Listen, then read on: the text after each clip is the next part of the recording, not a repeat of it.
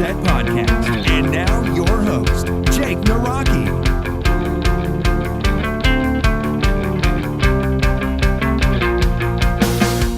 What is going on, Reset Nation? Welcome back to another episode of Operation Self Reset. I am Jacob Naraki. Thank you so much, like always, for joining me on today's episode. And usually we talk about somebody's life. Usually I have a inspirational gentleman or lady to share with us their wisdom they have created. Well, we're not interviewing anybody. It's actually more of a personal episode, more one-on-one. And I'm calling it How to Keep Your Cool. And how to keep your cool is something that people have said for many years, hundreds of years, and it's just kind of keeping a level head. And because we all have gone through ups and downs in our life. If you personally have not gone through an up and down, I want you to reflect on your love life. Have you liked somebody and they did not like you? That was an up and down moment. Did you achieve a goal and then afterwards you actually failed at it because you thought you achieved it, but you really didn't because you forgot to hand in that paper on time or whatnot? The examples can go on and on and on. So today we're talking about how to keep your cool, and I'm going to share with you the examples and experiences I went through to keep myself cool, but along the way reaching excellence. Excellence is kind of a grand term, so I'm just going to say reaching your potential. Yeah, potential, sure. So I want to take you back to the beginning of this podcast. I started this podcast for two reasons. Number one was for my wife was pregnant with our first child, and I was kind of freaking out. Second, which was kind of the main factor, was I was going through a difficult time in my personal life. I was going through bankruptcy and foreclosure with a couple of real estate investment properties. These investment properties were two duplexes on the east side of Milwaukee. And I'm going to try to break this down the easiest possible. I'm not going to get into the really details and talk mumbo jumbo and real estate terms and everything like that, but I want to give you a background on what was happening, and I want to share with you the outcome. The outcome's good, so let's start in the beginning. So I bought these properties. They were very poor condition. I walked to a bank that I had some connections with. It was a very large bank here in Milwaukee, and they gave me the loans. Not only did they give me the loans to buy the properties, but they also gave me a construction loan. A construction loan is basically additional loan on top of it to enhance the place. I had to do everything: cabinets, a floor, furnace, hot water heaters, concrete, porches, roof, windows, everything and anything, new electrical, new plumbing throughout the whole building. It was almost like building a house from scratch, but I had already the frame up and insulation and the walls and siding. But everything else I had to completely redo. And that was fine because I was a young lad at the time, and I decided to take it head on. And I used a lot of that funds from that construction loan to enhance the place. And the place looks beautiful. It really does. So the only way I was able to get these loans from this bank, we'll call it Bank A, from Bank A, was to have a commercial loan. A commercial loan is a loan that lasts anywhere from 3 to 5 to 7 years. A standard traditional loan is possibly what you have for your house if you own a house yourself, is more of a 10 to 30 year fixed mortgage house. You just keep on paying that mortgage month after month until you pay it off or you refinance or whatever. So I had to go a different route than the traditional mortgage. So that means that within 5 years, I was to go back into the bank, give them a progress update of where I am and how the numbers and my rental income and all that stuff. And then usually I would re-sign up and life is good, right? Well, of course, the 5 years came about a year and a half after the big market hit. Early in the couple years back, and I think we all can remember that. And I remember sitting at home watching world news and all that stuff, and these people are devastated because they're upside down in their mortgage. They can't afford the house that they bought, and they're thrown on the street. The banks are taking these houses. The banks can't sell them fast enough, and the economy is going down the tubes. We all remember this, right? Well, it was funny because I was thinking to myself, man, that really stinks. No harm, no foul. I'll be okay. I didn't even think about my own personal issues. Well, the following year, I look on my mortgage tickets, and it said August of that year, my mortgage was going to come due. At first, I was a little panicked, but I figured not big deal. I'll work through it like I always do. I was good with the bank. I made payments. I was never late. I had income coming in from the building, so I was not afraid or worried of them kicking me out. Well, Bank A, my original bank, got bought out by Bank B. Bank B came in and they wanted to clear the books. Bank B is a nationally, big national bank, and actually it's a Canadian bank, and they have stockholders behind it. So Bank B wanted to kind of clear some of their books to start bringing in more revenue, to enhance their stocks, to enhance the people that, buy the stocks for that bank, and they feel happy and all that. The CEO can make more money, whatever. So I go into, as August approached, I contacted my mortgage lender. My mortgage lender is now with Bank B, a gentleman I never met before. I meet up with this gentleman. I bring all my paperwork. I hand it over. I'm looking good. I was going to say in a tux. Tux is a little much. I was in a suit. I was dressed appropriately. I want to let them know that I'm a businessman. And I walk in, I hand him my stuff, we start chit-chatting, general stuff. I'm giving him the breakdown of the numbers. Things are going good. They're all re-rented. Not a problem. He looks at me, he looks at all the stuff, and he goes, Jake, I'm sorry to say, everything looks good here, but we're going to have to ask you to leave this bank, which is Bank B, and find another bank.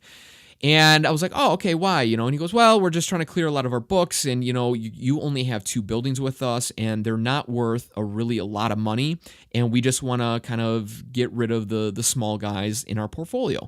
And I was like, okay, not a problem. You know what? I have connections. I know people in the business. Not a problem. So I go out and I try searching for Bank C. I contact, this is no joke, 26 banks, and all of them said no. Basically, I'm not going to bore you with all the other details. Long story short, they just said that I'm upside down in my mortgage. I owe too much on these buildings compared to what they are worth. And so I thought, not a problem. I tried searching for Bank C. No bank is allowing me to come on in. I'll just go back to Bank B. I'll sign the paperwork and we'll extend it out another 5 years. I go back to Bank B. I sit down with the same gentleman, again in my suit, again with my story, and I'm feeling good. And he approaches with a question of, how much do you enjoy these buildings? And I said, well, they're great. I put a lot of sweat equity in them. I bought them when I was younger. They're really close and near to my heart. I really watch over them like a parent watches over their children. And he goes, well, I'm sorry to inform you, but you have 2 options. I'm like, okay. Number 1, you can file for bankruptcy. And I was like, whoa, bankruptcy. And he immediately followed that up with, you could foreclose on these buildings and hand us the keys and walk away from these buildings. And he was stone cold face. And I was like, what? I was in shock. I asked him, 36 questions afterwards, trying to pick his brain, like, why would this happen to me? I can pay the mortgages. I wasn't delinquent. I was never late. I can pay. Like, I just didn't get it. I couldn't wrap my head around it. So I walk out of that place pretty much in tears. I was very emotional in that meeting. I was a hot mess. I was very, very angry. But I was never angry at that person because the gentleman I was speaking with at Bank B, that's his job. If I worked at a convenience store and somebody was unhappy with a product, I would not be really mad at that individual. I'd be mad at the corporation. And that's what I was. I was mad at the corporation. And so from there, I didn't know what to do. I was a hot mess. Luckily for me, my father's good friends with a lawyer. This lawyer is not a bankruptcy attorney or anything like that, but this gentleman, when he was younger, he made some investments with his brother, and he was in the same pickle. The bank kind of pretty much pushed him out, and they had to forfeit they bought some land, and they had to forfeit their land. And he told himself that if he came across somebody that was in trouble, like how he was when he was younger, he would try to help them out the best he could.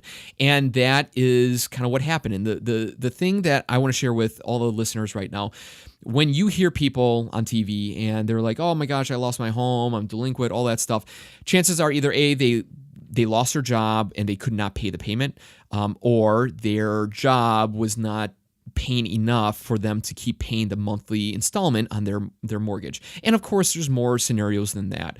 And what's funny is a lot of people, as they found out about my personal story, they were kind of blaming me for the destruction of America, and I'm part of the bailout and everything like that. The thing that I kept on telling them, I'm able to pay my mortgage. It was never an issue of myself not paying my monthly installments. It was basically the bank just didn't want me on in their portfolios. So throughout this process, it took about almost 2 years to complete, and I can honestly say that now I am with Bank C. Bank C is a great bank that has allowed me to come into their life, and I was able to do that because I had to buy some stocks in that bank because it's a smaller bank, and the details don't matter, but regardless, it's over and done with. So what the heck does this story have to deal with you and your transformation in life? Well, like I said, the title of this podcast is called Keeping Your Cool. And there's a couple of moments through this story, for example, that I want to share with you of keeping your cool and working through the problem. Now, there's two types of people when they would hear something like this. Oh my gosh, I would get up and, I would start freaking out, panic, anxiety, be mad at the world, angry every single day. Or the other side is you just take it one day at a time and you work through what needs to be done to try to resolve this. My game plan was I knew I could resolve this. I don't know how I was going to do it, but I knew it was possible. And the only way to do that was to keep a level head, keep my cool, and to keep on just taking one day at a time. I wasn't worried about long term. I knew if I just kept my cool, it would work out. And that's not the secret sauce, the actual secret sauce. I mean, the practical point of this whole story, the reason why I was able to keep these buildings and not go bankrupt or not file for bankruptcy and not foreclose was because I kept on making the monthly payments. That's what I did. I went around to different banks, different locations, and kept on making deposits. And when it came time for me to show up in court, because Bank B, who owned my loans, they wanted me to have a mortgage company run my buildings until we were able to figure out a long-term settlement, either bankruptcy, foreclosure, or I was able to find another bank. I walk into the courtroom. I'm again dressed in my suit, again with the family friend lawyer who went through this whole process, and we sat in the courtroom, and the judge was peppering me with questions. Nothing crazy. There was no jury there or anything like that. They were just asking questions. And the thing that she asked was, is Mr. Naraki able to make his payments on a monthly basis? And will he be able to continue to make his payments on a monthly basis? And my attorney said, yes, he has. Here's the documentation. I had all the copies of the checks, all the documented statements saying that I deposited money into the bank, Bank B, on a monthly basis throughout this whole thing. So the judge settled with me, saying, A, I did not need a management company, and B, we should try to figure out an agreement because Mr. Naraki is able to pay his mortgage payments. And at the end of the day, it's all about the money. It doesn't matter if they want to kick me out, it's about the money. So the one thing I can share with you, if you go through hardship and difficulty, I'm not saying that, okay, I should say disclosure. I'm not a lawyer. I'm not a bankruptcy attorney. I'm not a foreclosure lawsuit attorney. I do not have any previous experience in this except this one occasion. And if I was to say to you, if you wanted to continue to hold onto your property, and there's going to be a lot of people that say, stop making payments, just keep on making payments. You may or may not resolve it because of it, but I guarantee you it will help. That's all I'm going to say. It's just going to help. I'm not going to say you're going to get the same result that I did, but it will help in the long run. So what's another improvement, or what's another point of keeping it cool during this process? So I want to share with you what I did when I realized that this could either go down a road of destruction or it could go down a road of positivity. The night when I walked home, or that afternoon when I walked home after talking with Bank B and him telling me either foreclosure, bankruptcy, I did one thing that was really helpful, actually. I took out a piece of paper and I was very emotional. I was very angry and irritated and pissed off and all that stuff. And I wrote down on one side really bad things, and on the other side of the paper, I put decent things, good things, pretty much. And what I did with the really bad, I wrote down all the things that would be really, really bad if this went horribly wrong. If I did file for bankruptcy, if I did foreclose on these buildings, my credit would be ruined. My wife would be mad. We wouldn't be able to plan for our future like we wanted. All of these different things that I had lined up in my life would kind of take a backseat because of this bankruptcy. So I wrote that on one side of the paper. And then on the other side of the paper, I wrote the good things that could happen if I did go into bankruptcy or foreclosure. For example, I would not have to drive half an hour from my house, numerous times during the week to fix up the apartments, to cut the grass, to do maintenance, to check up on the tenants and everything like that. Another good thing was I would not have to, keep up on the rent. And I'm not saying, I'm basically what I mean by that is, sometimes people are late. I would have to call them, text them, go to their apartment, knock on the door, all of that stuff. So a lot of, pluses. What would be the benefit if I did lose these properties? And so that gave me clarity. And I know it sounds silly, but it was really nice for me to see the absolute worst, like what's really going to happen. Are they going to shoot me in the leg? Are they going to take my big toe? No. Okay, yeah, I'm going to get set back on some goals and stuff like that. And yeah, it's going to be a punch to the gut. But regardless, I'm still going to have my health. I'm still going to have my personal house.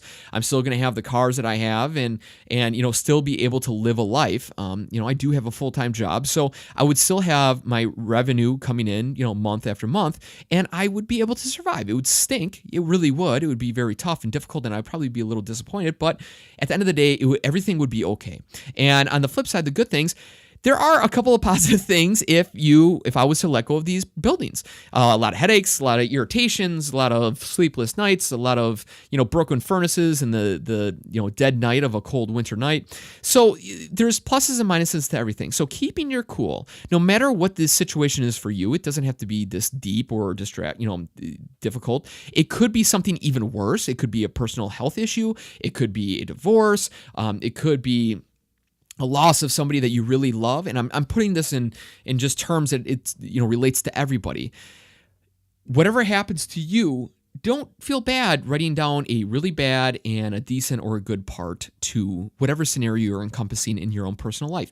And if it's maybe less hearted than this, maybe it's a breakup of someone you've been dating for the last 6 months. Maybe it's a idea that you're implementing on and you realize there is actually a product out there, then you're like, oh man, I'm so disappointed. Well, what are the pluses? Well, you don't have to start a business and you don't have to have the sleepless nights, whatever. So those are a couple of things that really help me. The second thing that I want to say is take one day at a time to keep your cool.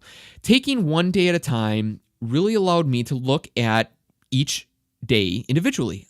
Of course, easier said than done. Instead of getting emotionally into this whole thing, thinking to myself, when is this ever going to come to an end? Because this was drawn out, months and weeks and days, and it just wore me down. I started thinking to myself, I just got to take it one day at a time.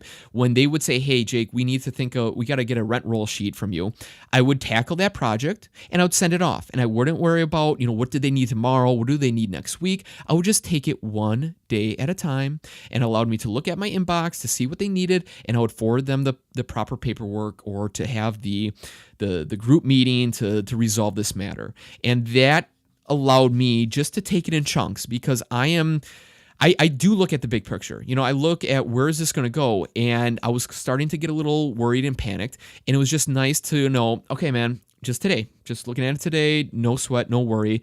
And I kept on referring back to that sheet, the really bad and the decent and good stuff. And you know what? When I would really start to worry and panic, I just kind of reflected on those two things, and it helped me. And the last thing to keep your cool, especially during a big tragic event like this, is to play nice. Now, imagine yourself finding out that your credit card, you sign up for a credit card and you charge $1,000 on the credit card, and you thought the credit card was a 0% interest credit card for 1 year, but actually you had to spend $2,000 in your first month to qualify for the 0% APR for 12 months. Well, instead you only charge $1,000. You get your first credit card bill. You think, great, it's at 0%. I can just pay this off over time. And you realize that the APR, the interest rate for that credit card, is 26%. Oh my gosh, you are going to be furious. Not only are you going to be mad at the credit card company, you're going to be mad at yourself for not looking at the details. So you're probably going to call up that credit card company and you're going to start to bitch them out. You're going to get angry. You're going to get frustrated. You're going to be cursing them personally. You're going to be cursing the company. When has that ever worked? When has it been that you walk into a store and you were so mean to the customer representative, the person working there, that you actually got what you wanted? Now, some people are probably saying, I have, and that may be the case, but I guarantee you that does not happen as much as if somebody played it cool. Let me say it like this. I know a gentleman that works for a big airline company, nationally known, huge. He's a manager of their customer service division. And he basically screens the calls that are coming in of customers complaining about lost luggage. The flight was delayed. They missed their grandparents', birthday party. Things got messed up. They had to take, a connecting flight as opposed to a nonstop. All of that stuff. And he said, per verbatim, I'm not going to say his name or what company he works for. He said the people that play nice, that are genuinely nice on the phone, and yet they're still talking about the disruption that they had on their flight, chances are they'll either get a free flight or they'll get some other benefit because they were nice on the phone. Yes, nobody likes being late. Yes, nobody likes their plane, transferring and coming in late and complications and losing luggage and all that stuff. Nobody does. Truly, nobody does. Nobody, even people that work at the airline industry, they don't want that to happen to them. So if you play nice on the phone, if you be a person that you wish you were talking to, you will probably get what you want. The same applies to that credit card scenario. If you call them up and you be true and you be nice and you say, hey, you know what, I can't wrap my head around this. Can you please explain it to me? They may drop that 26 APR to 6%. I don't know. Or they might be able to slide you into that 0% APR for, instead of the 12 months, 6 months, if you play nice. Now, you're thinking to yourself, okay, that might work only so far. So what if I do call that airline company and I play nice and they go, oh, sorry, ma'am, or sir, there's nothing we can do. And you're thinking to yourself, I'm done playing nice, and you start freaking out. You could do that, and maybe you're justified for that. But again, you're not going to get anything out of it. So the next thing you should probably do is step it up a tier. Go to that next level. Can I speak to the manager? Can I speak to your supervisor? And there, instead of freaking out and being Mr. T, you pity the fool, just be nice again and talk it over with that supervisor or manager. And I guarantee... Well, I shouldn't say guarantee, but I know that the chances are better for you to get a better outcome than if you were to freak out. And that really helped me through my problems and scenarios with this rental property. I had a group meeting, a phone call with myself and my attorney, along with all the people at this Bank B. And it was a good call. I thought I played it real cool. I was very emotional in a way of, hey, this is my stuff. I never thought it would come to this, kind of really breaking down, these are my buildings. I'm emotionally attached. I don't want to give them up. And I was really being genuine. I was telling them who I am, Jake Nawrocki, an emotional creature. And the people on the other side, of course, they had to go off of what the high up people said, but they were a little looser in some of the terms and ideas than they would have been if I was on that phone call freaking out, being angry, talking about blowing up that bank, whatever, So those are my 3 tips. Number 1, write it out, the bad and the good. Number 2, take it one day at a time. And number 3, play it nice. And you should, again, I am not a CPA or anything like that, but you should get the results that you are looking for. So that's over and done with. And it feels really nice because now I'm able to carry on with my life. I'm able to think about my family's future. My wife and I are expecting our second child in February. This time I'm not freaking out as much. Maybe I will shortly here because we're going to be finding out the gender very soon. But it's something to consider. And these issues arise in our life all the time. My example that I just said, it may be big for some, it might be very minuscule for others. People are going up and down in their life every single day, worse than I could ever imagine. But the one thing that I have done time in and time out is just stay positive. Know that everything happens for a reason, and that might be a little fluffy, that might be a little broad, and some people may not get it, but you really have to believe that we are all on a journey of life, and it's either things are gonna work out and things are not gonna work out. When things don't work out, what are you gonna do? You can't change it, so you have to live with it. And that's why I say you just got to go with the flow, and it's meant to be and all that stuff, because it will work itself out. So next, positive thing that has happened to me recently. I have spoke of it a couple of times. I am in a book. I'm holding it right now. It's called Bold, Helping You Unleash the Hero Within. And the main author is Melissa Krivacek. I think I destroyed her name. I actually had her on the podcast a while back. And it's funny how the people you meet in your life can alter the direction. So Melissa and I had a podcast interview. It was really good, really inspiring. If you can't remember, Melissa worked at Walmart when she was very young. She was a up-and-comer in the Walmart company. And the way that she was able to be a very good store manager was she had 2 sets of books. And I guess per protocol, per the government, I don't know, she couldn't have 2 books. She was fired, basically. So from there, she moved on to kind of helping people in their business, organizational skills, everything like that. And her and I connected. We had the podcast interview. It was very good. Afterwards, I actually had her as a personal coach for 1 month. And that month was very, very intense. It was really good insight on the things that I was doing wrong and the things that she knew worked. She has invested a lot of money into herself, and she was giving me and she was trickling down that information to myself, and it was really beneficial. And what I want to say here, long story short, is that every single person that you meet in your own life, you have no idea how they may or may not transform your life. Melissa and I hooked up. I was a coaching student of hers for 1 month. After that month, we still good terms. Everything was great. We still, chatted via Facebook here and there. But when she was thinking of creating a book, she thought of me. I am a co-author of this book along with Les Brown. And I don't know if you know who Les Brown is. Les Brown is a old school motivational speaker. He has been in the motivational space for many, many years. He talks about greatness. You have greatness within you. Kind of the basis is his thing is bringing out your inner self, bringing out your best every single day. And Les Brown is a big influential member of my life. Yeah, I really respect his work. I really jive with what he's talking about. And when I heard Les was going to be a part of this book too, I was giddy like a school child. I was like outside of myself. I was so happy. I was amazed. I was so thankful and grateful and just amazed that I was going to be a part of this book. And I'm not trying to push this book. If you want to buy the book, have at it. Great. If you don't, that's fine. But I'm just trying to take you through my journey here and explain to you that every person that you meet, you connect with, LinkedIn, Facebook, whatever, they potentially could have a huge opportunity for yourself. And you're thinking to yourself, Jake, I'm not in the business. I'm here to change my life. I'm here to transform my body, my mind, my goals, my success, my failure into something great.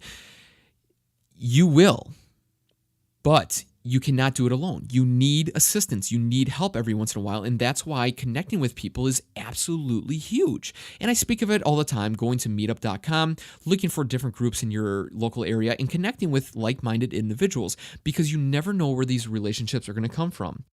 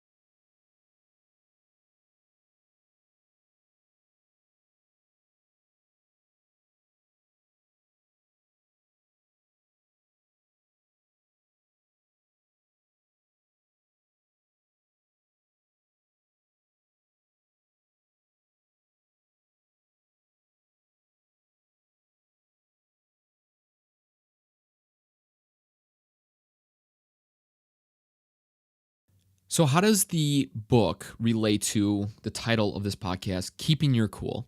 Well, when Melissa asked me to be a part of this book, I wasn't like, oh my God, thank you, I'm so unbelievable, and like starstruck. I played my cool, and I knew that I needed to bring my A game. I was actually kind of freaked out. I played it cool though. She goes, hey, do you think you could think of a solid chapter for this book? And at the time, I had no idea. I mean, she just dropped that book bomb on me, and I was like in shock still. I'm like, okay.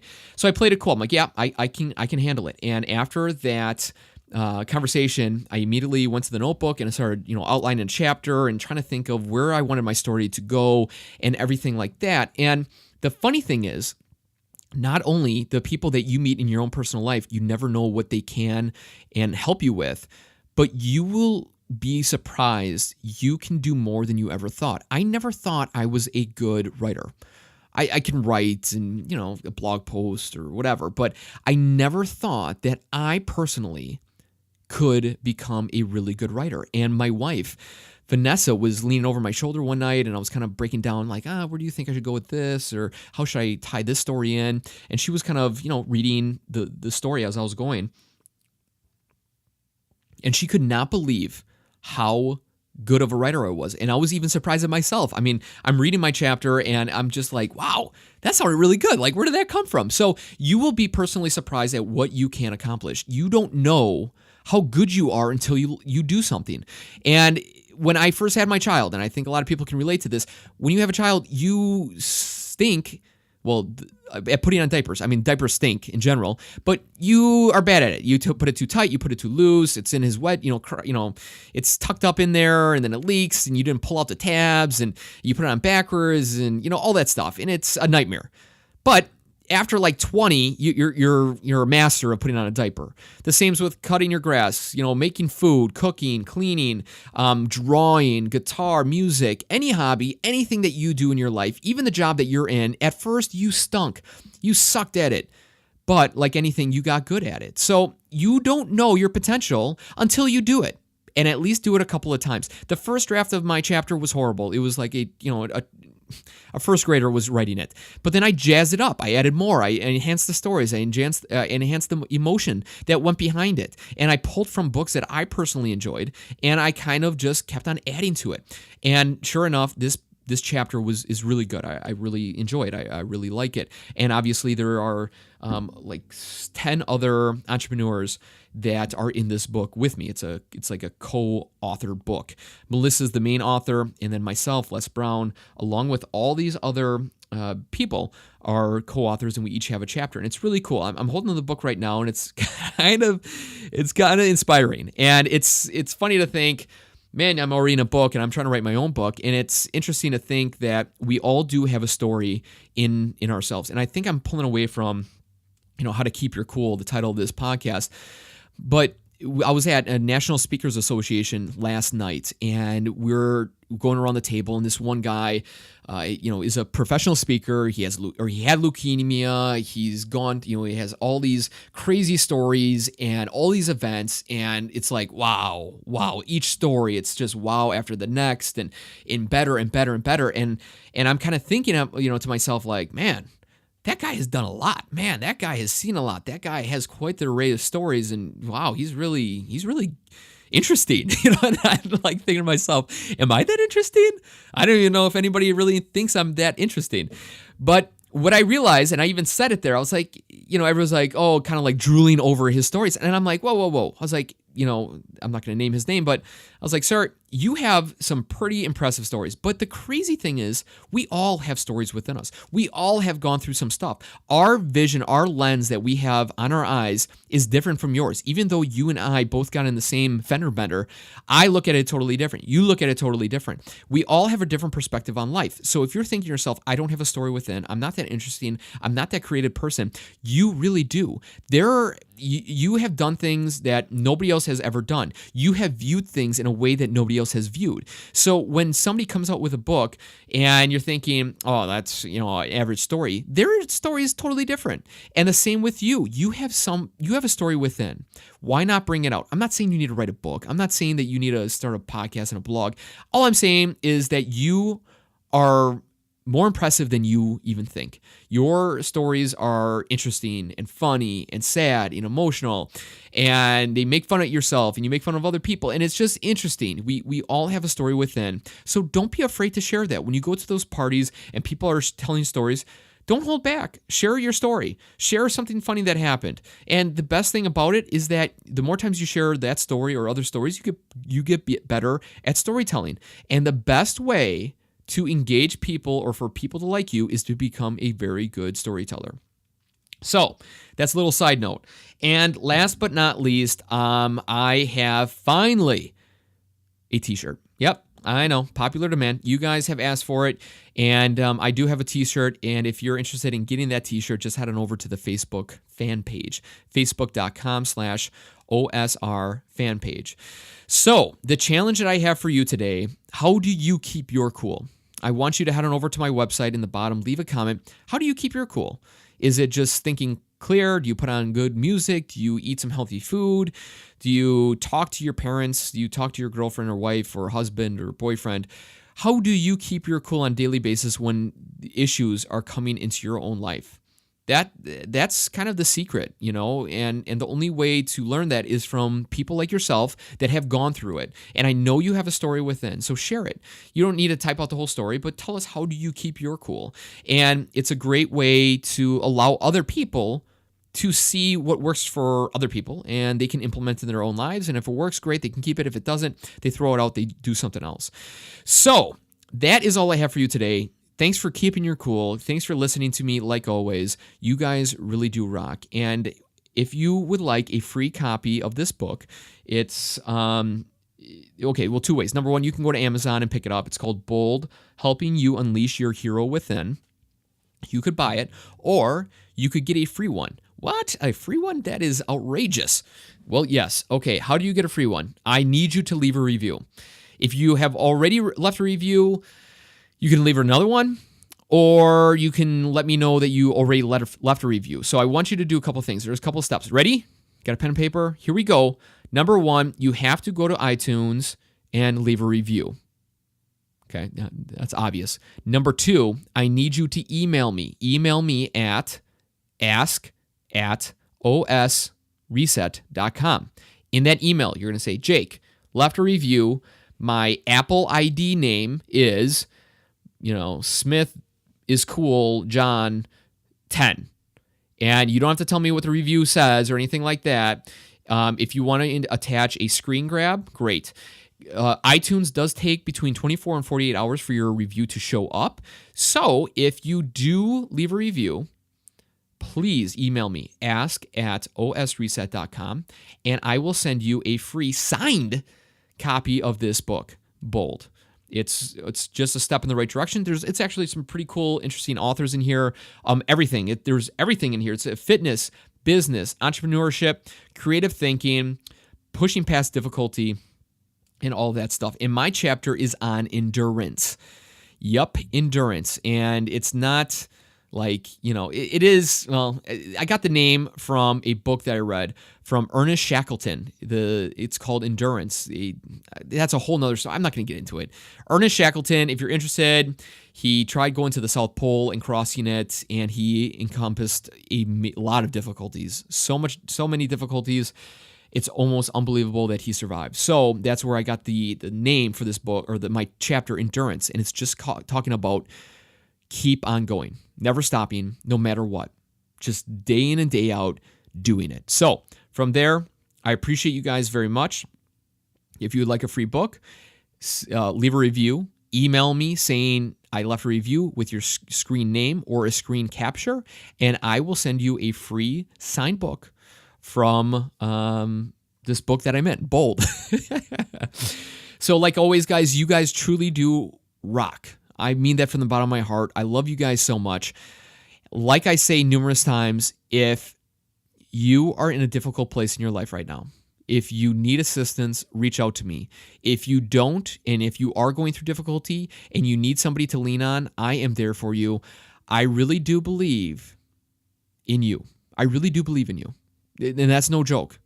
There are people out there that don't have any friends or family that believe in them, and they're on this island by themselves and they're not able to do anything.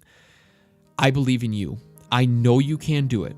I'm behind you 110%. So if you're thinking to yourself, man, everybody thinks I'm going to fail, everybody doesn't think that this goal or mission or business is going to work, I want you to personally know that I believe in you, and I believe that you can achieve what you are trying to access. So with that being said, like always, guys, you are awesome. Take care. Enjoy your week. We'll catch you in another 2 weeks. And if you would like a free copy of this book, leave a review on iTunes, send me an email at ask@osreset.com, and we will keep in touch. Take care.